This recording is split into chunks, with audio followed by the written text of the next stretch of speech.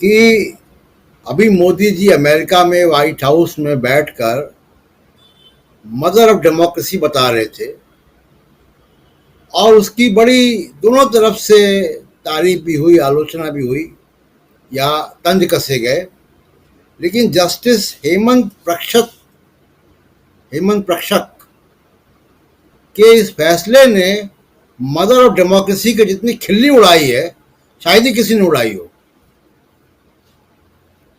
आप देखिए कि इतने जजमेंट मैंने पढ़े हैं, किसी भी वकील से, किसी जज से आप पूछ लीजिए, जजमेंट में राजीव जी बहुत सारे नज़ीरें लिखी जाती हैं। नज़ीरें किसकी होती हैं? वो नज़ीरें पिछले जजमेंट्स की होती हैं जिन पे फैसले आ चुके होते हैं। पेंडिंग मामलों की नज़ीरें नहीं दी जाती हैं, शिकायतों की नज़ीरें नहीं दी जाती हैं, क्योंकि शिकायतें फ्रिवलस भी होती हैं, अगंभीर भी होती हैं, फर्जी भी होती हैं। तो ये पहला जजमेंट मैंने देखा है राजीव जी अपने पत्रकारिता के जीवन में कि जिसमें पेंडिंग कंप्लेंट को नज़ीर बनाया गया जजमेंट की। अब वो तो सुप्रीम कोर्ट के पास जाएगा, सुप्रीम कोर्ट देखेंगे कि ये बहरहाल। लेकिन हेमंत प्रक्षक जी जो है वो मदर ऑफ डेमोक्रेसी के बिल्कुल ट्रू जो हैं वो एम्बेसडर हैं। दूसरी बात की, मान लीजिए कि एक कोई लैब है जिसमें कि मोदी साहब एक वो कर रहे हैं प्रयोग कि राहुल गांधी का पॉलिटिकल जीवन पटरी से उतार दो, मुकदमों में फंसा दो। वो लैब की तो छत उड़ गई, वो कुछ गलत केमिकल वहां मिल गया, क्योंकि अभी तक जो पूरा प्रोसेस चला है राहुल गांधी एक दिन भी आप देखिए कि वो इनएक्टिव नहीं हुए पॉलिटिक्स में। मणिपुर भी जा रहे हैं, अमेरिका भी जा रहे हैं, और जगह जा रहे हैं, ट्रकों में घूम रहे हैं। तो इस केस की पेंडिंग के दौरान वो गीग वर्कर से मिल रहे हैं, वो कोचिंग स्टूडेंट से मिल रहे हैं, उनका जनसंपर्क, उनकी राजनीतिक एक्टिविटी जारी है। तो क्या फायदा हुआ? दूसरी बात कि अगर वो ये कह रहे हैं हीनियस क्राइम है, अगर वो ये कह रहे हैं कि साहब ये जो है मोदी संप्रदाय के लिए बड़ा मानहानि का है, तो अगर इस तरीके की बातें राजनीतिक भाषणों में दी गई, मानहानि की हैं। अभी शकील साहब बात कर रहे थे, मैं एक और बात कहता हूँ, मैं थोड़ी देर के लिए आप भूल जाइए कि 50 करोड़ की गर्लफ्रेंड और कांग्रेस की विधवा दीदी और दीदी या कपड़ों से पहचान लो, ये किसी की अवमानना हो सकती है। अगर इसी तरह गंभीरता से लिए जाएं राजनीतिक मंचों से दिए गए भाषण, तो 15 करोड़ खातों में आ जाएगा, और 9 साल के बाद खातों में नहीं आया, ये मामला तो दफा 420 का है, यह मानना का भी नहीं है,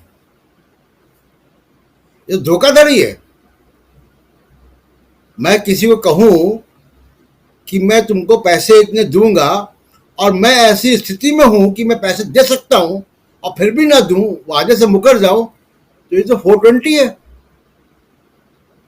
बहरहाल, तो ये जजमेंट सुप्रीम कोर्ट में आएगा, तो सुप्रीम कोर्ट में हम लोग देखेंगे कि क्या हुआ। एक बात इसमें और ऐड कर दूं, जो कि हेगड़े साहब से बात जो हम लोगों के दिन में हो रही थी, संजय हेगड़े जी से, सुप्रीम कोर्ट के सीनियर लॉयर है, उन्होंने एक बात बहुत साफ कही थी और कांग्रेस की ब्रीफिंग से 2 घंटे पहले कही थी हमारे आपके साथ, कि क्रिमिनल मामलों में सिंगल जज बेंच के फैसले के खिलाफ सीधे सुप्रीम कोर्ट आया जा सकता है। गुजरात हाई कोर्ट की डिवीजन बेंच या कोई और बड़ी बेंच से में ना जाकर सीधे सुप्रीम कोर्ट आया जा सकता है। तो मेरे ख्याल से ये बहुत बड़ी बात है, और सीधे सुप्रीम कोर्ट आए, क्योंकि गुजरात की जुडिशरी में एक बड़े सीरियस मैं कहूँगा कि संकट के दौर से वो गुजर रही है, जिसको सुप्रीम कोर्ट को संज्ञान लेना चाहिए। राजनीतिक जो मामला है इसमें कि राहुल गांधी इस पूरी पेंडेंसी के पूरी प्रक्रिया के दौरान वो सेंट्रल स्टेज पे हैं, विपक्षी एकता के सेंट्रल स्टेज में हैं और वो सेंट्रल स्टेज में रहने वाले हैं। देखिए, अमेरिका कैसे राहुल गांधी को रिसीव करे, भारत की जनता कैसे रिसीव करे, कोई प्रदेश में वो जाएं और कैसे लोग उनकी बात सुने, वो मणिपुर जाएं और लोगों का दुख दर्द सुने, ये कोई गुजरात में बैठा हुआ जज नहीं तय करेगा।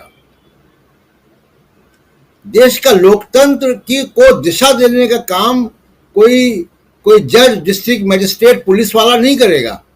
ये लोकतांत्रिक प्रक्रिया है, जनता से संवाद करना। वो संवाद कैसे किया जाएगा, उसका कोई टाइम टेबल, उसका कोई कोड ऑफ कंडक्ट कोई मजिस्ट्रेट या जज नहीं देगा। और अगर वो देने की स्थिति में है कोड ऑफ कंडक्ट, फिर वो सब पे लागू हो,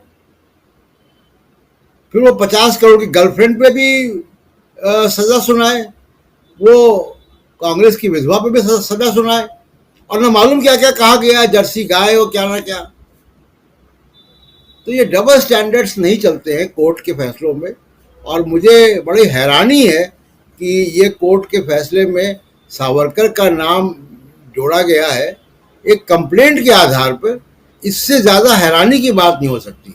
राजीव जी, जरा जो उन्होंने बात कही हमारे दर्शक ने, उनको मैं बता दूं कि कंटेम्प्ट ऑफ कोर्ट एक्ट 1976, इसको पढ़ लें और एक प्लेट छोला भटूरा से कम पैसे में मिलेगा, उसको ले लें। उसका सेक्शन 3 पढ़ लें कि पत्रकारों को क्या आज़ादी है, और उसी आज़ादी के तहत जो है हम ये काम यहाँ पे कर रहे हैं। भारत के संविधान के 4 दीवारी के अंदर ये काम कर रहे हैं, और संविधान के अलावा जो शिष्टता का पैमाना है, जो मर्यादा का पैमाना है, उसके अंतर्गत ये काम कर रहे हैं। हम जज साहब के फैसले पर बात कर रहे हैं।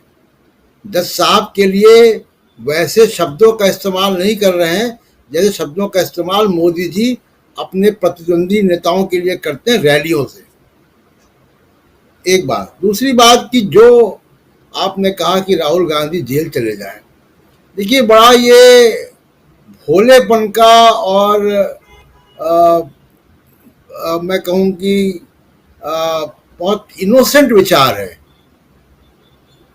इसलिए क्योंकि इंदिरा गांधी जेल गई थी तो वो वापस आ गई सत्ता में, इमरजेंसी में कुछ लोग जेल गए थे वो सत्ता में आ गए, महात्मा गांधी जेल गए थे, सब बातें हो रही हैं, सुनने में अच्छी लगती हैं। राजीव जी, जिस दौर में हम रह रहे हैं ये सामान्य लोग नहीं हैं। लालू यादव अपनी किडनी खराब करवा के जेल से बाहर आए हैं, किडनी ट्रांसप्लांट करा के अपनी बेटी की किडनी पे वो जीवित हैं। तो इसलिए इससे ज़्यादा मैं कुछ कहना नहीं चाहता हूँ।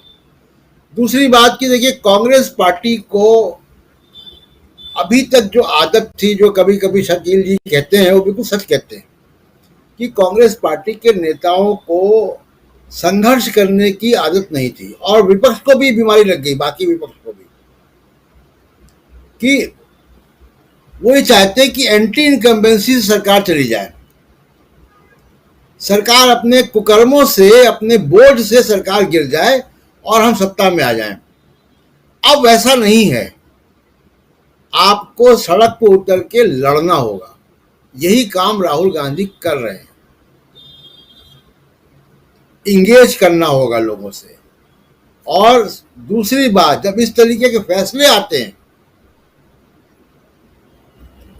कहूंगा कि बेसिरपैर के फैसले आते हैं, जब इस तरीके के फैसले आते हैं तो देश में एक मंथन चलता है।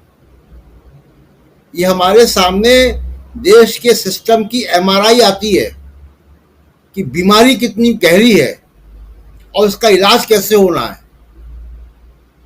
तो पॉलिटिकल पार्टीज इस तरीके के जब फैसले आते हैं, इस तरीके के काम होते हैं, जब ईडी सीबीआई जाता है, जब विधायक खरीदे जाते हैं, सरकारें पार्टियां तोड़ी जाती हैं, तब समझ में आता है कि संविधान और कानून में खामियां कहाँ हैं। जब इस तरीके के फैसले आते हैं तो हमको लगता है कि जुडिशरी की हालत क्या है। तो ये सिस्टम का एमआरआई हमको मिलता है, एक्सरे मिलता है, हमको दिखाई दे रहा है सबको, देश को पूरे, कि सिस्टम में कितना सड़न आ चुकी है, कितना कितना सिस्टम गल चुका है और इसको कैसे ठीक किया जाएगा। इसलिए जरूरी है कि इस तरीके के फैसले जब आए तो उसमें जनता के बीच में जाके संवाद किया जाए और पब्लिक ओपिनियन बनाई जाए। जनता भी देख रही है, हम सब देख रहे हैं, और इससे लोकतंत्र भी मजबूत होता है। आप सोचिए कि अगर ऐसे फैसले नहीं आएंगे तो हमको कैसे पता चलेगा कि ऐसे फैसले भी आ सकते हैं, कि वीर सावरकर फैसले का हिस्सा हो जाएंगे कंप्लेंट के आधार पर।